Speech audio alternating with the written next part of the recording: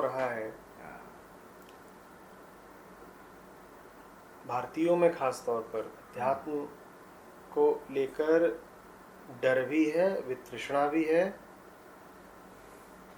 कहीं कहीं तो घृणा भी है। और जहाँ अध्यात्म से जुड़ाव है वहाँ अध्यात्म से नहीं धर्म से जुड़ाव है। धर्म माने जो संगठित धर्म है, जो नामांकित धर्म है, उससे जुड़ाव है। विशुद्ध अध्यात्म के प्रति या तो लोगों में उदासीनता है या फिर वितृष्णा है। क्यों है, क्या है, हटाओ। क्या शुरू कर दिया 60 साल की बात करना।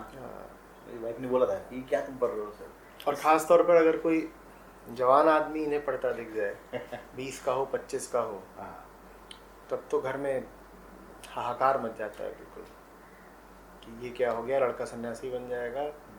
और ये भी कि ये सब पढ़ने लिखने से क्या होगा, तुम्हें रोटी मिलेगी, तुम्हें रोज़गार मिलेगा, क्या होगा। लेकिन इनको शिक्षा की मूल धारा में लाना बहुत ज़रूरी है। जो मुख्य धारा है शिक्षा की, उसमें इसको लाना बहुत ज़रूरी है। वो करने में तमाम तरह की मानसिकताएं बाधा बनती हैं।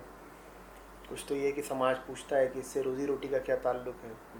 कुछ ये कि इनके ऊपर फिर किसी तरह की सामुदायिकता या सांप्रदायिकता का ठप्पा लगा दिया जाता है, बिल्कुल, कि ये पढ़ के तो तुम में धर्मांधता आ जाएगी वगैरह वगैरह। लेकिन जहाँ ये नहीं पढ़ा जा रहा वहाँ पे तमाम तरह की बीमारियाँ रहेंगी, अज्ञान रहेगा, बेचैनी रहेगी। तो किसी तरीके से अगर इनको शिक्षा व्यवस्था का हिस्सा बनाया जा सके तो उससे बड़ा पुण्य दूसरा नहीं हो सकता। ये बात बहुत सीधी है। चलना सिखा दिया किसी को, दौड़ना भी सिखा दिया उसको, और ये वो जान ही नहीं रहा है कि किस दिशा जाना चाहिए, तो फिर वो दौड़ करके गड्ढे में ही गिरेगा। दौड़ता हुआ जाएगा, कहीं नदी नाले कुएं में गिरेगा। जहाँ पहले चल चल के जाता, धीरे धीरे जाता, उसी विनाश की ओर अब वो और तेजी से, द्रुत गति से जाएगा।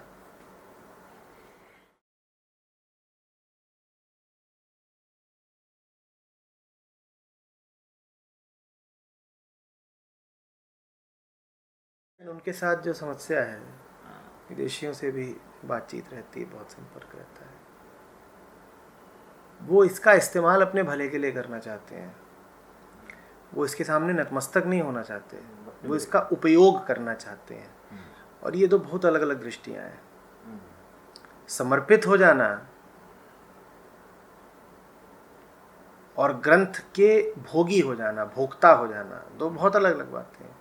एक तो है कि ग्रंथ के सामने ऐसे झुके कि विलीन हो गए, और दूसरा ये कि अपने उद्देश्यों की पूर्ति के लिए ग्रंथ को भी एक विधि बना लिया, एक जरिया बना लिया।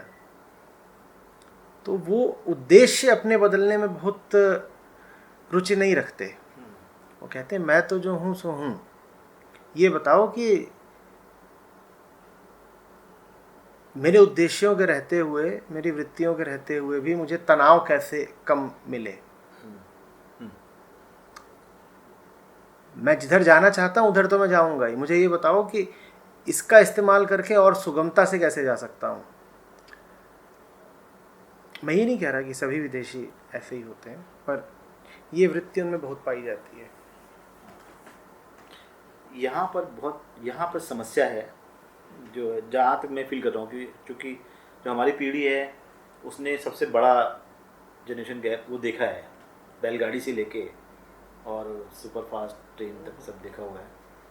और एक वक्त था हमारे बचपन में कि सब चीज़ें तब पढ़ते भी थे और बताया भी जाता था और पढ़ना को प्रोत्साहित भी किया जाता था। सडनली जो है, जो नया आया है और जो स्कूली सिस्टम है जिसमें बहुत जोर है उन चीज़ों पे, और ये चीज़ें बड़ी पिछड़ी हुई। हाँ, माना जाता है कि जो पिछड़े हुए लोग होते हैं वो ये सब पढ़ते हैं। हाँ, ये सब पिछड़ी मानसिकता का द्योतक बन वो मानसिकता है। उस सबसे पहले मतलब इवन इसको हाथ में पकड़ाना भी बहुत मुश्किल काम है, बहुत ही तो उसका मुश्किल। तरीका है। इसको अब आप गीता नाम से या संस्कृत नाम से आरंभ में ही नहीं दे सकते। शुरुआत में तो ऐसे देना पड़ेगा कि जैसे ये मनोविज्ञान हो, जैसे कि ये जीवन बेहतर बनाने का कोई उपकरण हो। उसमें ना कोई संस्कृत हो सकती है, ना अध्यात्म हो सकता है। वहाँ तो कुछ बहुत सहज और सरल और सामयिक और प्रासंगिक बातें होंगी कि भाई बताओ डर क्यों लगता है, भाई बताओ तुम जिधर को जा रहे हो उधर को क्यों जाना है, भाई बताओ तुम नौकरी का चयन कैसे करते हो, भाई बताओ तुम विवाह कैसे करते हो, भाई बताओ तुम्हारे दोस्त कैसे हैं। तो इन सब बातों से शुरू करना होगा। फिर एक स्थिति आती है कुछ ही सालों में जब जो शिष्य होता है, जो साधक होता है, वो वहाँ पहुँच जाता है जहाँ उसके हाथ में दी जा सकती है। ये तो वैसे भी ग्रंथ का भी अपमान है कि उसे आप कुपात्र के हाथों थमा दें। ग्रंथ स्वयं कहता है कि जो पात्रता न रखता हो उसके पास मुझे अगर दिया तो देने वाले को पाप लगेगा।